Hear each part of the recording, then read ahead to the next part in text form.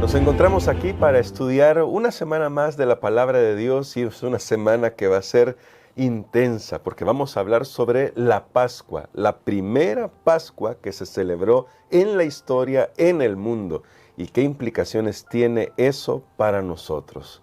Sin embargo, antes de poder continuar, yo quiero externar mi agradecimiento a todas las personas que estuvieron apoyándome y a mi familia en este momento de dolor que pasamos la semana recién pasada. Ha sido mucho el cariño que hemos sentido, tanto de aquellos que escribieron un comentario como de aquellos que pudieron acercarse a nosotros, y damos gracias a Dios por la gran familia que tenemos en todo el mundo y también por la esperanza que tenemos en Jesús de que muy pronto Él vuelve por segunda vez, y eso nos motiva muchísimo. Así que muy agradecidos con eso. Hoy hemos vuelto para poder continuar aprendiendo de la palabra de Dios, porque es la palabra de Dios la que nos guía, fortalece nuestra esperanza y nos permite mirar el futuro con la perspectiva de victoria, esa victoria que Jesús ya ganó. Así que me gustaría hacer una oración para poder comenzar nuestro estudio de este día. Querido Padre, estamos muy agradecidos por tu palabra. Nos muestra ya a través de estas historias que sucedieron en el pasado qué viene hacia el futuro y cómo podemos prepararnos de cara al momento crucial que estamos viviendo y que se avecina también. Permítenos tener un corazón dócil y no seguir las pisadas de Faraón. Más bien, ayúdanos a escuchar tu voz. Lo pedimos en el nombre de Jesús. Amén. Amén.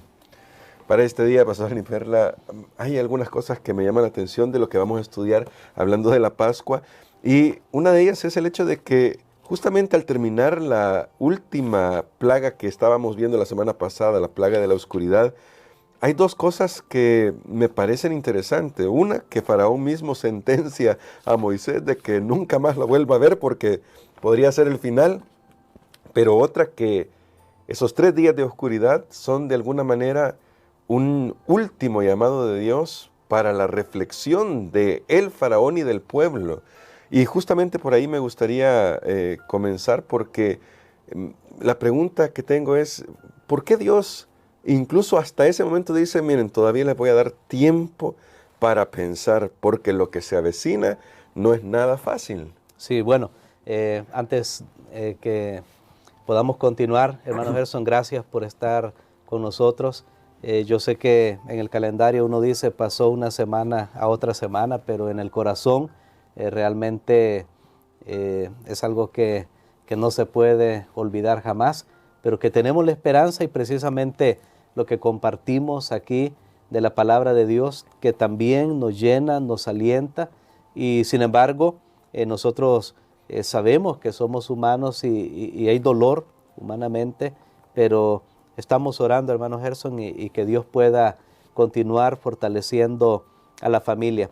Bien. Bueno, como usted lo mencionaba, la lección de esta semana es una historia intensa. Hemos visto cómo las plagas van incrementando en el alcance del daño que están haciendo estas plagas, tratando de hacer efecto en el corazón rebelde del Faraón, y sin embargo, entre más se incrementan estas plagas, más endurece el Faraón su corazón. Hay un pensador, bueno, un filósofo estadounidense de hace algunos siglos ya, muy conocido con algunas frases, Emerson, Ralph Waldo Emerson, más bien.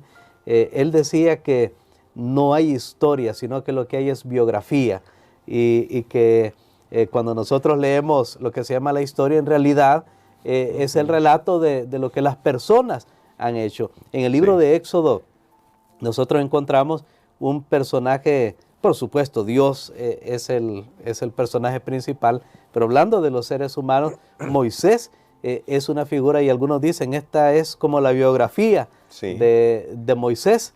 Esta es la biografía de Moisés. Encontramos otros personajes, el faraón, que indiscutiblemente tiene aquí un papel, porque era la persona que tenía la capacidad de poder cambiar la suerte del pueblo de Dios, pero que sin embargo no quiso. Dios se le apareció a través de sus siervos, a través de las señales.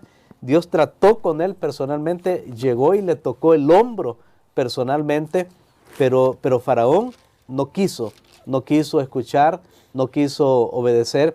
Y yo pienso que antes de pensar que este asunto de las plagas es un juicio, es un castigo de Dios, más bien debemos verlos como actos de misericordia. Sí. Y sabe, hermano Gerson, muchas de las plagas Moisés estaba anunciando, especialmente al principio, que iba a suceder para que el faraón viera que esto no era una casualidad, una coincidencia. Bueno, dijo que iba a llover, pero ya, eso pues siempre sucede. No, él anunciaba específicamente, y cuando Faraón le pedía específicamente que orara por él y que clamara a Dios, creo que no lo comentamos la semana pasada, pero algunas veces Faraón hasta decía, sí, mañana oren por mí, retardando esa decisión que él tenía que tomar. ¿Cuántas veces nosotros decimos, sí, yo sé que tengo que ser salvo, sí, yo sé que tengo que cambiar, pero mañana, hoy todavía voy a seguir de esta manera? Pero bueno, el faraón no quiere aceptar, Dios trata con él, y luego algunas de las plagas ya Moisés no le anuncia, simplemente las plagas suceden. Pero ahora que venimos a la 10ª plaga, o castigo de Dios, juicio de Dios, por lo que el faraón en realidad estaba haciendo al pueblo de Dios, ahora sí hay anuncio, ahora sí hay un anuncio.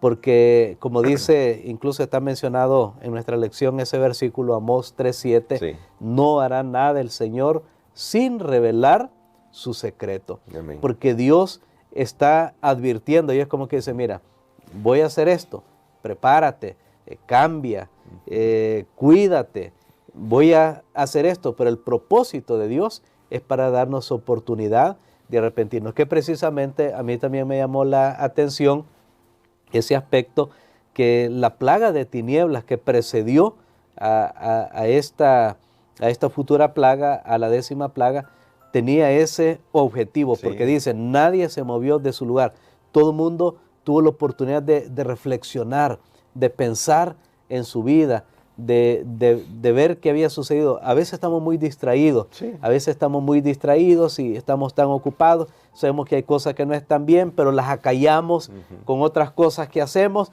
y seguimos ahí con nuestra vida. Pero imagínense 3 días.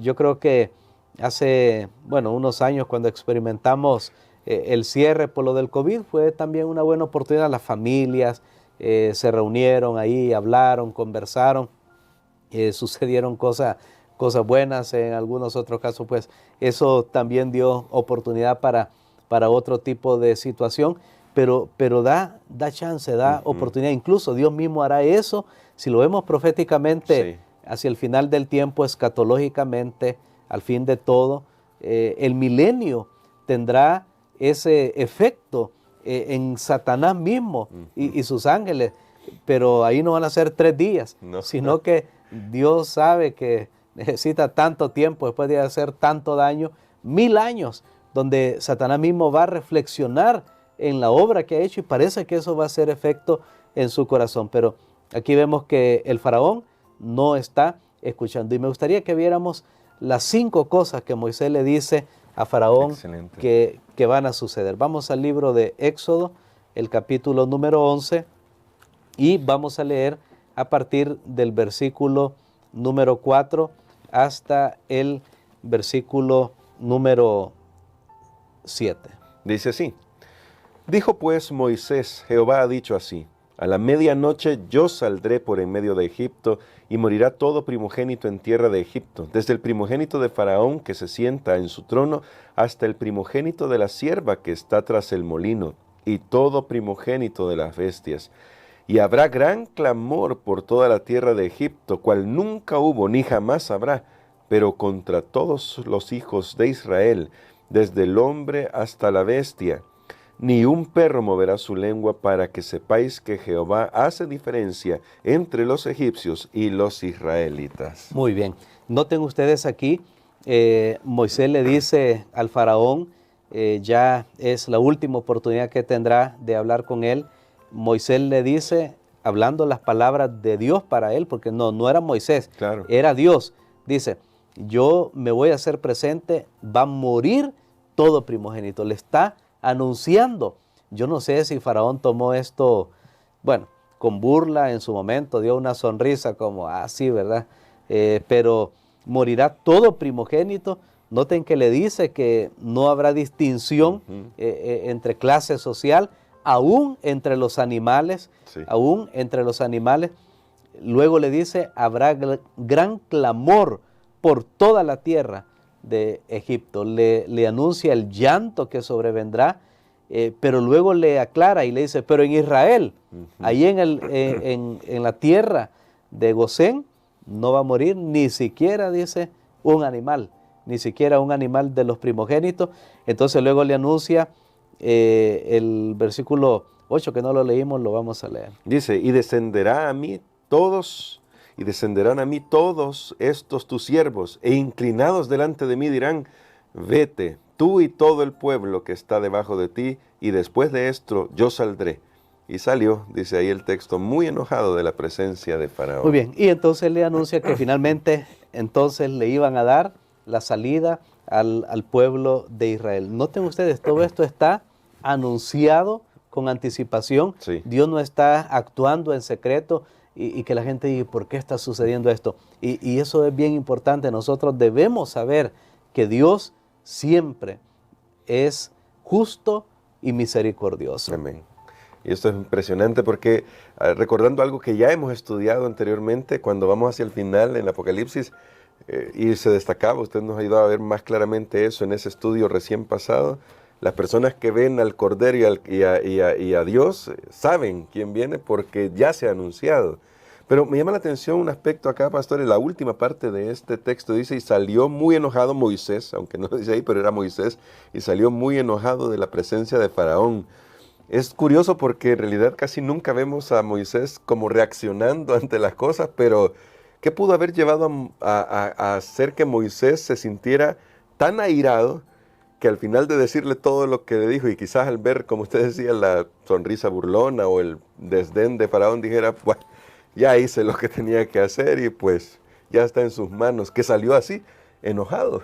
Bueno, como yo mencioné ahí usando una frase de un poeta estadounidense, en realidad aquí vemos varios aspectos de la vida de Moisés porque incluso anteriormente aquí en el capítulo 11, el versículo 3, habla otra manera como el pueblo también miraba a Moisés y me gustaría hacer la conexión. Claro, Éxodo dice, capítulo 11 y el versículo 3. y Jehová dio gracia al pueblo en los ojos de los egipcios. También Moisés era tenido por gran varón en la tierra de Egipto, a los ojos de los siervos de Faraón y a los ojos del pueblo. Muy bien, uno se pregunta, ¿por qué a Moisés no le pasó nada? Sí. ¿Por qué él estuvo yendo? Porque no era fácil llegar ante el monarca mundial de ese tiempo y decirle, mira, las aguas se van a convertir en sangre, mira, va a pasar esto y están sucediendo. ¿Qué le costaba al faraón deshacerse de Moisés, verdad? Como hay dichos por ahí, ¿qué le costaba al faraón deshacerse de Moisés? No le costaba nada, no le costaba nada, pero de alguna manera Dios puso una protección. Recuerdo también la historia de Martín Lutero, fue otro de los reformadores que no murió a pesar del impacto de la obra que él hizo. Él no murió a manos de sus enemigos porque Dios lo preservó en una manera providencial. Dice que aún los cortesanos del faraón, Sí. del faraón lo tenían en estima. Recordemos que ellos eran supersticiosos y eran místicos. Y entonces ellos dijeron, no, Moisés tiene un nivel de magia que nosotros no hemos alcanzado. Y sea por la razón que sea, ellos tenían cierto respeto y ahora Moisés se da la oportunidad de reaccionar ante el faraón y se salió muy molesto, muy enojado. Porque aquí no se menciona ninguna reacción de Faraón, Sí, ¿no? No le dice nada. Me imagino que él se quedó pensando, bueno, ¿será cierto? Ya vinieron ranas, ya vinieron piojos por aquí, ya pasó de todo. ¿Será cierto? No sé Sí. cuál fue en ese momento la la reacción corporal del faraón, no lo sé.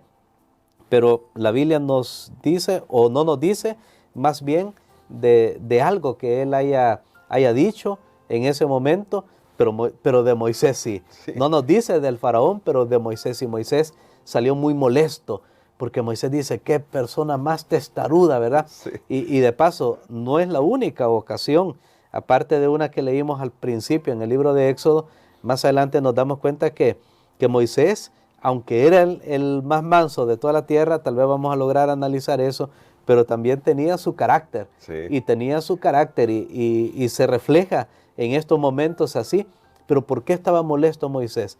No porque no lo estaba escuchando Faraón a él, estaba molesto por la anticipación de lo que vendría al pueblo de Egipto, por la testarudez de su líder, quien era el faraón. Creo que Moisés se puso a pensar en Sí. todas esas vidas que se pudieron haber salvado si tan solo el faraón hubiera escuchado. Y aquí hay una lección, hermanos, que todas aquellas personas que Dios ha dado la oportunidad de liderar, de estar sobre un grupo, recordemos cuán importantes son las decisiones que tomamos, que no solo nos afectarán a nosotros, sino también a los demás. Y ahora, pastor, aquí hay un tema que definitivamente es un tema amplio y de hecho tomamos casi un trimestre para estudiarlo, y es el tema de la justicia y el amor de Dios, que se ven manifestados incluso acá en esta última plaga que estamos apenas introduciendo. Y eso me lleva a una pregunta. Dios puede perfectamente equilibrar su amor y su justicia porque Él es perfecto.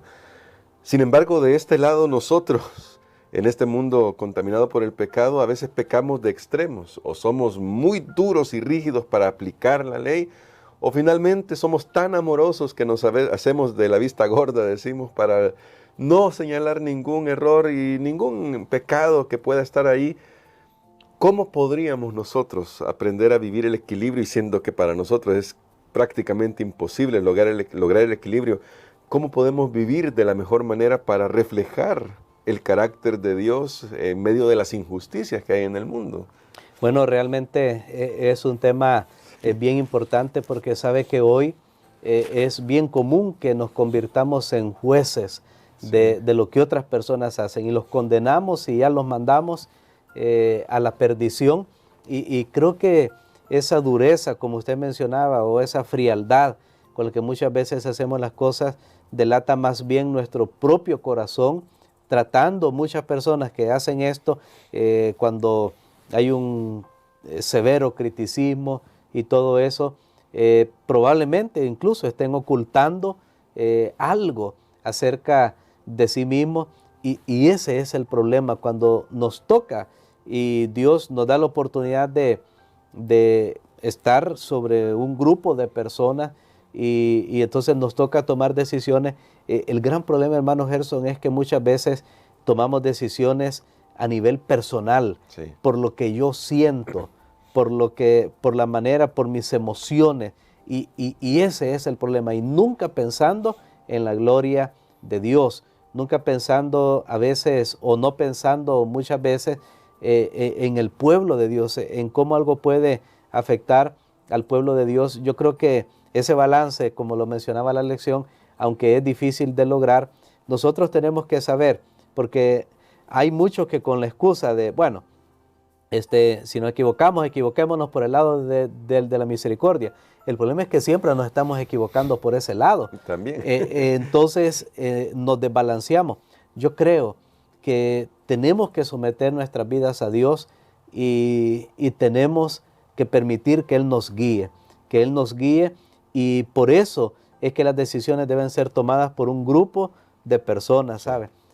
Yo creo en eso, porque a veces ahí habrá unas personas que son más rápidos, ¿verdad?, que Sí. por este lado, otros tal vez son más lentos, pero nos unimos todos y oramos, y creo que Dios va a hablar. Yo lo he visto, Dios va a iluminar, y es bueno darse tiempo cuando uno está por... bueno, incluso Dios mismo, imagínense, tomó 10 plagas. Yo lo mencionaba la semana pasada. Algunos creen que esto duró un año. un año desde que Moisés se presentó por Wow. primera vez al faraón hasta, lo vamos a ver en esta 10ª plaga, que prácticamente la salida de Egipto duró aproximadamente un año. Wow.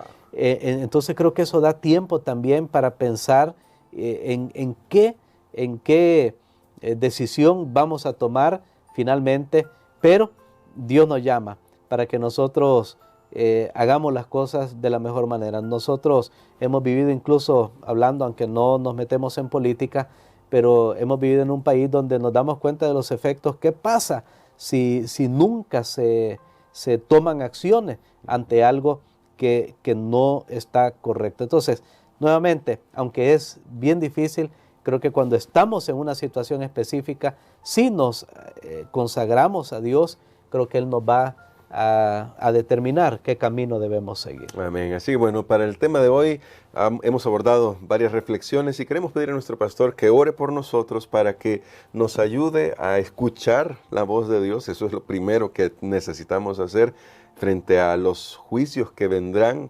Tenemos que estar atentos a su llamado y que también nos ayude a practicar el verdadero carácter de Dios en nuestra vida en cuanto a cómo nos relacionamos con los demás. Amén. Padre, gracias te damos, Señor, porque tú eres un Dios amoroso, misericordioso, que nos anuncia aún el final con el propósito de que podamos limpiar nuestro camino. Gracias, Señor, porque tú deseas que te miremos a ti y que sean salvos todos los términos de la tierra. En el nombre de Jesús. Amén. Amén.